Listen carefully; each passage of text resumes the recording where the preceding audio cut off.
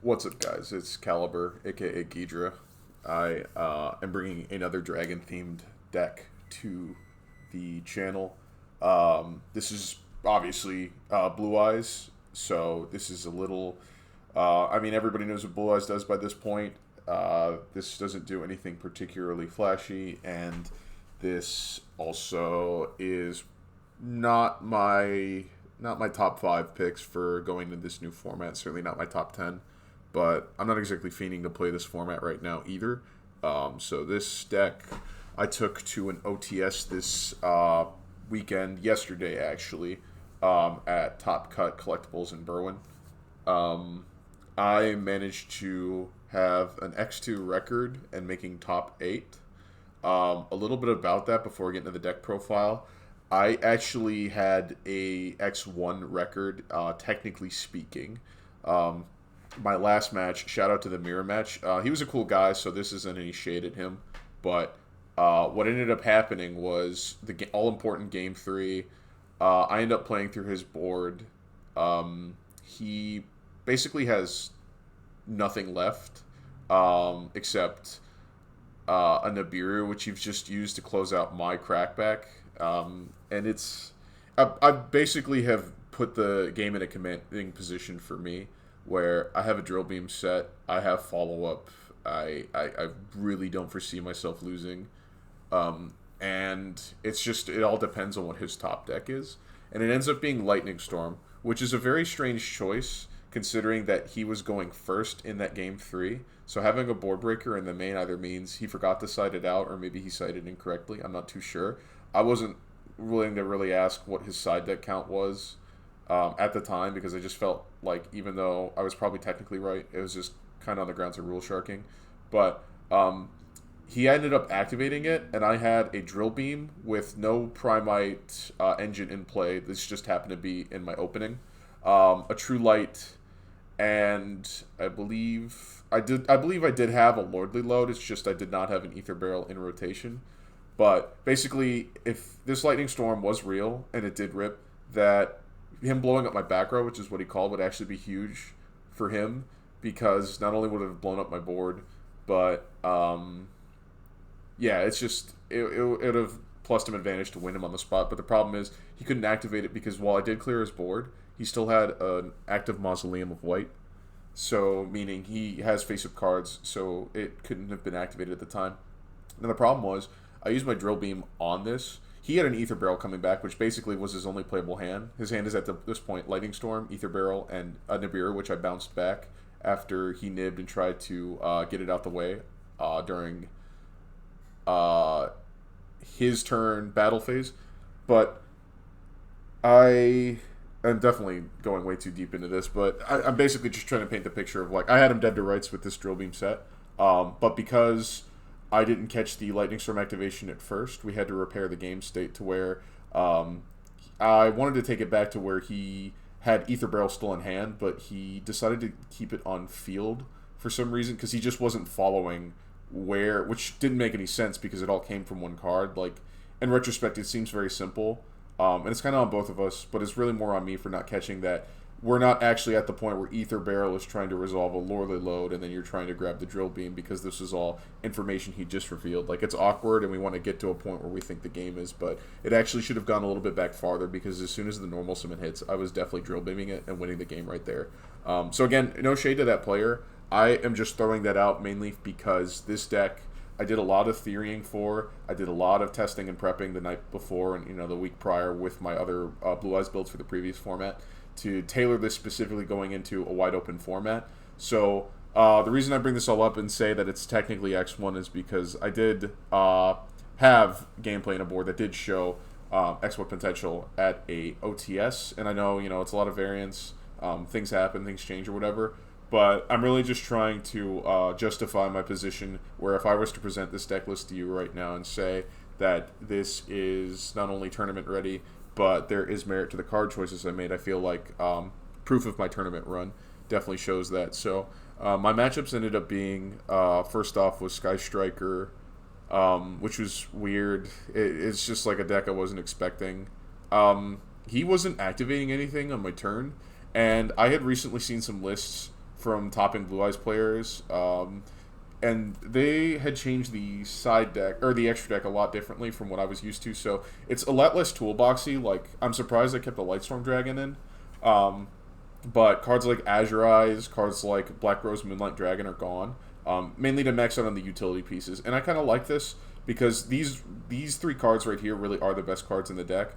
Followed up with the Spirit, which can be kind of weird because it's not really like an Omni Negate. It is, but it isn't. And then this Crimson Dragon, it still feels just as win more as the time when Blue Eyes list started first coming out. It was like, it was cute if you resolved it, but like, of course, the one time I tried using it because I should have read that he had Nib in hand if he wasn't activating anything, but I had no information about what he was doing, and I said, screw it, my follow-up is good enough as it is already. I'm just going to go into Double Spirit and then go for the Crimson play on his turn, and he ended up having Nib. So the Cosmic Blazar never came out, but in theory, this is pretty good, especially in grind games, now that all these decks are so grindy. Just to put a big dragon on the board that says, if you do anything, you're not even going to have the chance to really respond to this, because I'm just going to be getting rid of this body, so you can't interact with it, and then I'm going to be negating something powerful like your normal summon. So I really like this card. I can see the merit, and I even think that in order to beat the grindier decks, like, you have to put something that is not only hard to out, but is just recursive if they want to have recursive engines. Like, this deck definitely needs to do something more oppressive than what we're used to right now, which is a hand trap kind of control deck. The reason why I felt good with this list, the reason why I felt good with this deck in general, was because it is giving me Dragon Link vibes of, like, at the end of its heyday where it became a hand trap control deck. So you're not really trying to go for the flashy Cosmic Blazar combos. Some days you really can't just make a Spirit and pass and say, I don't think you're able to break this as simple as it looks. And then your follow-up is usually insane too, to just edge them out of the game. But yeah, we can get into... Oh, right, I should probably continue the matchups. Sorry. Round 2... was against Dracotail Canine, and that match was just a very good example of why I don't believe we're in a very healthy junction of the game right now. Like, if all the decks that were currently playable had the Justice Hunters kind of style of, we have cards that make turn 0 plays in archetype hand traps, grind game recursivity, but like nothing degenerate, nothing standard like negates and stuff, then I really wouldn't have a problem with it. But most decks don't play on that turn 0 axis. It's a deck like Blue Eyes is actually quite fragile, and why you really can't go second with this deck without hand trapping them to death or using a bunch of board breakers is because you can interrupt like their normal summon or their link play, or even hitting the True Light with just a pop, and sometimes their entire turn can fold. Which, again, it's one thing if you have to play into a board that's just Yu-Gi-Oh!, but it's another that if you're trying to even set up in the first place, and they literally have a card that shuts down the entire game plan because they can just search and steal and pop on your turn and set up. Which brings me to another side rant, which, you know, they're tangent after tangent, it is what it is, but another side rant I have is I'm just kind of currently disappointed with this format where power creep is real, but power creep is coming in the form of I'm no longer hand trapping you, where I'm getting rid of a card, I'm going -1 to try and steal a resource from you, or take away some sort of advantage or hinder your end board.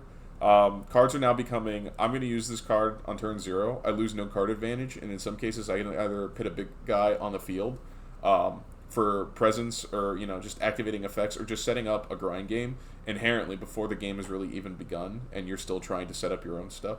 So, most of these plays are very infectious. It's like, if you don't have something to outright stop them right then and there, it could just be over because they've got their feet on the ground before you even have a chance to set up a solid foundation. I don't know if this is making sense, but just dueling against decks like Canine and Dracotail have been incredibly frustrating because they've either folded the one interruption because, you know, again, the engine isn't really that oppressive.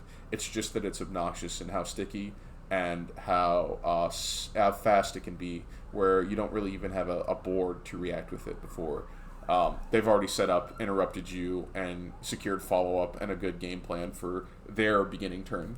One reason why I do like the Primite engine right now is because of the spot removal that can come with just leading with Ether Barrel, setting load, searching Drill Beam, and if you have a normal or another Primite card in hand, you may be able to deal with a couple of the problematic cards that do end up coming out on your turn, such as an Izuna, or maybe the Dracotail Fusion.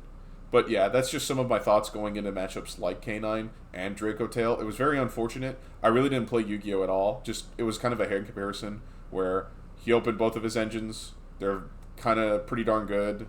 My spot removal hand traps really don't deal with it, and that was why I've kind of felt not comfortable having a ton of board breakers anywhere in the deck. So it is what it is. He ended up getting that very easily, and it was kind of a good brush up against what I could be expecting for the remainder of this format. My round 3 ended up being Art Mage. Shout out to Eric. He was playing a fun deck. He was doing pretty good, all things considered, but that deck seems a little bit fragile just off of first glances.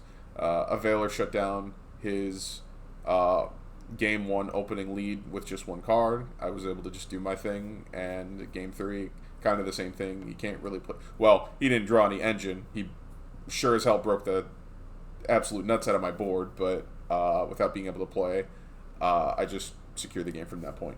So, round 4 ended up being Raziel Mitsurugi. This is a match where I am kind of glad I'm doing this, like, building half of my deck for the old decks and then building half of my deck for the new decks, where the draw in the main was pretty clutch, just being able to slow him down. Or I think my game 1, actually, it was just Ash Imperm. And that was, honestly, it was a pretty good start. And then just doing my Blue Eyes thing and to secure the game from there. Game 2, I think it went to a game 2, did it? No, I think it did end up going to a game 3 because I remember definitely setting up. He did use his entire hand to break my board, but leading withdrawal meant that his it was a Raziel Mitsurugi Fiendsmith deck, by the way, so all 3 engines. So it's just like it's a deck that literally says I own good cards. Whatever though, he was able to access all 3 engines, but because I led withdrawal on his turn to break my board. He couldn't actually guarantee the Mitsurugi follow-up, which would have actually been huge and detrimental to him winning that game, and thankfully it didn't come to that because he, like I said, he used literally every single card to try to put me in a spot that I could not come back from. Unfortunately for him, I was able to get a Blue Eyes Tyrant Dragon in the rotation to not only clear his board, but to set a Solemn Judgment on the field, and then I just ended up winning the game from there. It took about 2 more turns, I think, but being able to just set Judgment late game and say your top deck is now invalid because I have the answer for it was just huge. He had an X Raziel, and like I said, it was no problem. And then round 5 ended up being the Blue Eyes Mirror, which I went into a lot at the beginning of the video. Game 1, he ended up winning the dice roll, but I scooped as soon as I hand trapped him and he talents me because I didn't want to give him information on what I was on. I wanted to just keep him in the dark and make his sighting choices really bad. Game 2, I ended up doing a full Blue Eyes combo or whatever, just standard Spirit, set some traps and pass. He couldn't play through it, and we took it to the next game. And then game 3, he only had access to the Primite engine, which made my hand full of Blue Eyes cards very easy to break it apart. He just kind of used his hand traps as best as he could, but I held a Primite Lordly Load after the end of all those to search out a Drill Beam, which I knew would be live, but I knew that I would be foregoing the Ether Barrel since I specifically led with a normal Summon Sage to bait out a very powerful Primite trap card. It's the Scream. Let me see if I can find it here. Yeah, it's this card right here that he set, which is an interesting tech from him, and I do like the choice, but between picking for that and picking for Drill Beam, I think I would take Drill Beam because it's an answer to board breakers, whereas I'm wanting to answer their like monsters and stuff with the hand traps in hand or other cards that I might have set, such as like Imperms or the other maybe like Spheres and stuff. But where was I at with that matchup? Yeah, like I said, the game 3, I was just able to play through his board very well. Not to pat myself on the back, but I felt like it was a very clean and like just a perfect way to play through what I thought was going to be the end of it. But the top deck was nice, and then I put myself in a position that said, unless you have something big like a blowout, like Nib or something, you are kind of out of cards, and I have just way too much follow-up secured. Now, he did have a Nib in hand, but I think he used it way too late, especially when I was clearing his board of Tyrant Dragon. I'm not really sure how much it mattered. I think I think it wasn't really having the nib that was the problem, because I had a bunch of ways to just get to like Blue Eyes, so like Lordly Load, True Light, Roar the Blue Eyes Dragon. I just kind of kept putting it back in rotation to try and um, bring out as many summons as possible. And then I ended up still, even after Nib, landing on a Spheres and a big token. And then my follow-up turn, I brought up Blue Eyes out, like I said, with a Set Drill Beam. So at this point, he's got a Nib in hand, an Ether Barrel coming back by standby phase, and then a top deck for turn. The top deck ended up being Lightning Storm, which in technicality would not have mattered.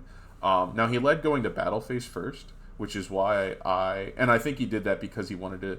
I don't think he read that I had a Drill Beam set. I was saving it for his Primite stuff because I didn't want him to reset his Drill Beam and his Primite Scream. I wanted to just get it out of there immediately. And like I said, the Drill Beam hits the Ether Barrel. I win the game on the spot right there. So that's why I think all of the theorying and the choices were correct. It's just, again, having that slight soft cheating. I don't know if that's the right term to call it, but it wasn't malicious. It was just... It is what it is. It's unfortunate. It's just a slight blunder. Definitely more on my part.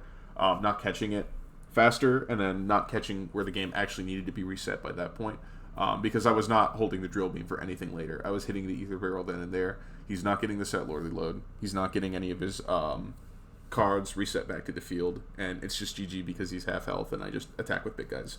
On the top cut, even I was surprised that X2s could make it. I was actually already on the road by the time a buddy of mine messaged me and said that I left too early. So before I got on the highway, I darted back to the venue with a game loss, and I already knew by the time I get there it was going to be over. It was going to be against the guy who went undefeated in Swiss. Shout out to Robert Creamer on Yummy. He's a good guy, but I honestly just saved myself some time there because he's kind of nice with it, and I don't have too much experience with the Yummy matchup just yet. I would have liked to see how that would have gone because Yummy isn't really super oppressive, and a lot of, like I said, the non-engine is specifically for it. But I don't know. He's got some very good technical play that I kind of didn't feel very confident that I was taking it from him anyway. So as soon as I saw his name on the list that he was going to be paired up against me, I was like, well, I mean, we all knew the result anyway. So overall, not a bad day at an OTS tournament. It really is just the bigger locals. So a lot of people can be reductive in how to quantify the success of what I experienced that day. Some might say it's really just a bigger locals. People don't really know the new decks, and also none of my wins were against the new decks. So there's very valid criticisms to say that this deck may not be tailored for the new meta perfectly. This is just a lot of theorying I did. And the format is so wide open right now that I made the decision to spread myself thin when it came to all my non-engine choices, to just simply play things that hit the most amount of decks reasonably without trying to hone in too much on one matchup. The problem is when decks like Malice still exist, this is just 3 cards in my extra deck, or my side deck, that are taking up space that really don't do anything besides Malice, which there were some there. I just didn't play any, so it was unfortunate. Now, this does have some crossover with hitting stuff like Orcust, which is pretty popular right now, so that's why I'm not like super against it.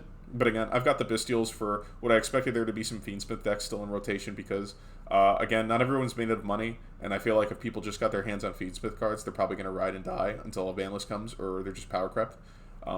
Same thing with a Bell, it can hit some Fiendsmith plays. Same thing with a Crow. I can't think of too many decks right now that this doesn't hit. In some form, it can hit K9, Yummy, Draco Tail. It can also hit Blue Eyes. It can also hit Fiendsmith. It can also hit Orcust. There's just so many matchups right now. I can think that DD Crow, at the very least, can hit something meaningfully, but it does feel pretty rough as a -1, as a late top deck, and maybe not the most powerful hand trap in case it's like one of your only ones chilling in hand, where it's like, I want to see it with, if I go first and I want to just keep them off of being able to play through my board, obviously, whereas if I'm going second, there are definitely a choice of other cards I'd like to see in my hand before it has to come to that. So, this honestly feels very reminiscent of how I would side deck for Edison, just seeing stuff in pairs of 2, because cards like Ghost Bell and Ghost Ogre are really rough to see if you have 2 or more in your hand. These aren't bad cards by any means, but these don't like outright kill any decks. So it's hard to justify maxing out on anything right now. Even the bells. This was like also an anti-bestial tech because I want to like keep my maidens in rotation, and I don't want them to have like the Magnemite, which can kind of pretty much secure the game from there if it resolves, because that represents 2 banishes, not just 1. Yeah, so a lot of my non-ninja choices. I honestly should just get into the card by card at this point. Since this is just kind of devolving into a breakdown of it anyway. The Blue Eyes package is pretty standard. I'm sorry that it's not sorted in the best way possible because this is Omega, not DB. But obviously the 2 Blue Eyes. I'm off the alternate or the artwork that I like so much. I'm on the 3 Veiler. I looked at Prophecy Wiz's list for a lot of inspiration for this, since he was topping a lot of tournaments with this currently. He chose to play 3 Veiler in the new format, and I wanted to give it a try too, because I do like Veiler, because this actually has a lot of utility inside this deck specifically, being an additional normal summon that can make a synchro play, just kind of coming out of nowhere and converting your hand trap into a decent extender. I feel like gives it more merit to max out on, whereas also if they're trying to tag out with other cards like Vanquish Soul, having the double Veiler is very good there. Then we have the Maiden of White, obviously 3 of Sage with Thighs of Blue is a 3 of. I also am playing the Seahorse. The Seahorse is really good because this extends into your, if you have to Spheres and you only had Primite engine cards, then bringing out the Kaiser Seahorse means you now have access to the rest of your deck. So there are bridges to both Primite and Blue Eyes thanks to Spheres and thanks to Seahorse. And it's also not terrible as an extender. There wasn't really any times where I wasn't happy to see the card in my hand. People might think it's a lot of a do-nothing card, but it really just represents like a Sage minus 1 body, I think. So again, 1 Roar. And then I'm on to 2 Wishes for the Blue Eyes package. Now, I had a duel against a buddy this past week where I opened 2 Wishes and nothing else besides non-engine. And I was like, alright, I can use Wishes to discard Wishes here, but if he has the Ash for it, not only am I down 1 card, on top of that, I have no follow-up whatsoever. Whereas if I keep one of the Wishes, I have to risk getting rid of a defensive card. And if that gets ashed, I'm still dead in the water with 1 less defensive option to keep me alive. As well as whatever my top deck is, I have to discard it with Wishes of Blue Eyes if I'm shotgunning my hand traps to stay alive. So this card, I actually don't like seeing as a starter, even though it technically is, because it's just very rough. I can use this as Ash bait sometimes, but I really more or less want to only have access to this if I've put True Light on the field, because at the very least, my engine is still online, and if I use this and it gets Ash, it means I'm not dead in the water, it means I played the game to some degree. Plus, there's only 2 targets in the deck anyway. Sometimes you open a Roar, sometimes you're like me and you open both the spells and traps, and the Wishes is dead for the rest of the game. So just seeing 3, it's like a redundant card. It's not a very good late game top deck. Yeah, I'm very much more comfortable with the 2 ratio now. It's kind of funny that people were playing this at 2 or 1 very early when this deck released over here in the TCG, and people were getting flamed for not maxing out on it. Because yes, technically it's adding 2, but it's really hard to. It's not the same as like other decks where if they add 2 cards from the deck, it's actually insanely powerful. Because this resolving has diminishing returns later in the game. So it's something I'd rather access with the rest of my engine than actually considering it a real starter. That being said, if it is the only card in your hand, it will get you in your engine if it resolves. So it is still technically a starter. And then onto the Primite package, nothing has changed here. 3 Ether Barrel, 3 Lordly Load, and then 1 Drill Beam. I did like the mirror match because it showed me that there's some merit to playing Scream, because sometimes I want access to Solemn Strike, but then it's like, because this is a board breaker format, I have judgments that I need to play. I feel like those are mandatory right now. So, I don't know. It's something to consider, but I'm not too sold on it because you're either searching that or you're searching Drill Beam, and Drill Beam is just much more versatile, especially going second. And then I guess we'll just talk about the non-engine now. So 2 Nib. This card, it feels good when you don't have it in hand, and it feels awful when you do have it in hand. I don't know how to describe it, but in a lot of testing, it's just, there's so much variance, so much hit or miss potential, that I am just not totally sold on this to max out on it. But you always want to have the ability to draw into it into Fua, as well as just being able to lock down the game with, if you nib, even though you have a board setup, you know you're able to bring it all back because it's Blue Eyes, or just something to say, alright, you're a new player clearly learning this deck, and your only experience with it is just using the tutorials you've used from YouTube, which definitely extends way over the 5 summon limit. I'm going to use Nibiru. in hopes that you are, or expecting you to play suboptimally because you just haven't formalized the lines to play around it. I feel like this card is just an absolute anomaly, this format. It's either people are on it, people aren't, and it's really hard to tell right now. It's really hard to read. So it's the most difficult card to quantify and theorize about where the value could be currently. With more testing, with more breakthroughs and developments of the format, I'm sure it'll become a little more clear. But I still feel like this card's going to be absolutely difficult to play intentionally in anybody's deck unless you're expecting a lot of like heavy combo or something. 3 Fua. This is a card that didn't get me a whole lot of advantage against the newer decks. Against the older ones, it still does what it does. It's Ash Bait at worst, and it's getting you into your engine when you don't open any at best. 3 Ash, because this card will just always be good. It sucks that you have to activate from the hand, but this is the point we're at now. 2 DD Crow, like I said, there's not a single deck I really couldn't think of that it didn't hit meaningfully. So I think it had merit to play instead of Bestials, which I usually like maining instead. But Bestials aren't really good against some of the newer decks this format. 3 Joel and Lockbird. Again, I was looking to Prophecy Wiz's deck for inspiration. He ended up maining this. I think it was in a Cons card tournament or something. So, again, the theory was I just want to keep you from extending into your full deck, into your full engine.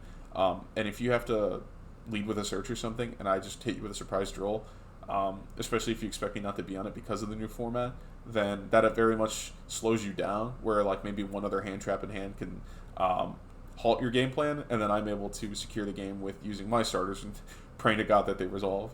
And like I said, 3 Veiler, it's not just a hand trap, it can also be an extender of this deck, so there's merit. And then 3 Infinite Impermanence. This card isn't really good right now, but the whole game plan of Blue Eyes was to be a hand trap control deck anyway.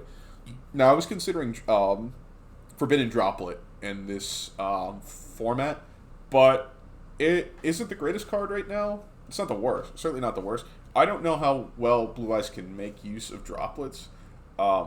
In theory, it could, because you can get rid of a dead Mausoleum you no longer need, or you can keep getting rid of like Blue Eyes or Maidens that you just keep triggering off of their summons, because you have so many ways to access them. That getting rid of something with a droplet wouldn't actually really be minusing you in card economy in the long run, like not just inside the vacuum, right, but in like the grand scheme of things. But it's just having card economy immediately right now feels like it's more important than playing for a grind game, because I feel like other decks are actually better at playing a grind game currently. So I opted not to play it. I didn't really miss it, but again, Imperm also wasn't that solid either, unless it was one of the older decks. So Imperm will always never be incorrect to play, I would say, simply because it's not something that activates in hand that would punish you. It could be a board breaker too. You can definitely stop the Paradise Smasher if they try to bring that out. But this is also another target for Tyrant to keep resetting. So like I said, just playing a grind game, accruing advantage through resetting traps and bringing up big guys. That's just the name of the game. That's the backbone of this strategy currently. So it always feels good to reset this, or a Majesty, or even a Judgment post side. But yeah, those are the non-engine choices that I decided to make in the main deck. We can move on to the extra deck before this side. I ended up playing 3 Spirit and 2 Seals. 3 Spirit with Eyes of Blue, because, yeah, this card definitely is good just recycling your Ether Barrels and then converting those into Blue Eyes, and then using a True Light maybe to go into another Blue Eyes and just securing the game after like turn 2, turn 3. Something I should note about my last match, actually, was I don't know why this guy did it. But he was really insanely prepared for the mirror match for some reason. I guess, I'm going to give him props if he did expect there to be a lot of Blue Eyes. I personally didn't think a lot of Blue Eyes would be there. But he ended up playing Ghost Cherries, or what is it? Ghost Reaper? Yeah, he ended up playing this card in his side deck, and he actually hit me with it off of a special summon. So he ripped 3 of my Spirit Dragon. That, I don't think in the grand scheme of things it mattered. It definitely stopped my plays trying to come back from missing the drill beam, which I had said I'm hitting the barrel that you're bringing back, and that's your only play, and you're dead here. But because it spiraled out of control, he did ended up hitting me with the cherries a lot earlier, which again wasn't consequential at the time, but late game it ended up being. But like I said, that match was just very weird in general. I really don't see any merit into playing this card. There's just too many decks in the format. You don't have the space for this. You don't have space to. You either need your toolbox or you need to max out on your grindy cards like this. Again, if he played it for the mirror match, props to him. He did take out all 3 of these, and I had no way of getting him back. So it was literally just beating them down with normal monsters, and my Tyrant was nibbed out of the game, so I just didn't have access to other big guys. It was unfortunate, but something I did want to bring up. But yeah, in theory, I want to max out on cards that basically say I'm going to play the game for as long as I have to, but I will be winning because I have all my options available. Spheres is Spheres, and having the second one is definitely good. Lightstorm Dragon, I am surprised this made the cut. It was between this or Azure Eyes, but this could have been like another... this could have been a Typhon, in all honesty. I'm not playing the Purges. It could have been a Typhon. Crimson Dragon, it was win more. Blazar was win more. Ultimate Spirit, it did its thing. It was a little underwhelming, I'm not going to lie. And then you need to play the Tyrant and the Neo Blue Eyes. I'm still surprised people don't know that this card like stops the targeting. It's strange how many people played into it. And then onto the side deck, I am still playing 2 Bestials. These were for the Fiendsmith matchups. I expected there to be some Fiendsmith because, like I said, people own good cards. They want to use good cards. They don't want to shell out immediately for the new decks. It didn't really come up. I think, no, the Bagnamut did end up coming up against the Sky Striker player. I didn't really think it was that impactful, but apparently it tilted the hell out of him when I had this and Feather Duster. It is what it is. Play a better deck, I guess. Then, like I said, Lancia is mandatory because you need something to stop Malice. Not as much Malice hate in this deck, but that, the Fua, and the Ghost Spells, along with the Nibs, probably should be enough, and just pray. Then Ghost Bells, because it's an anti-Bestial tech, as well as it can stop the Lupus and Grave off of K9, and there's a couple other spreads that it can hit too. Ghost Ochre, because this can trade pretty favorably into stuff like Azuna using its effect, or the Yummy Field Spell or the Yummy Link to try to Synchro. So getting rid of the body is pretty good, but this can be very difficult to use because sometimes you're not really aiming to get rid of the body, but you want to stop them from resolving altogether.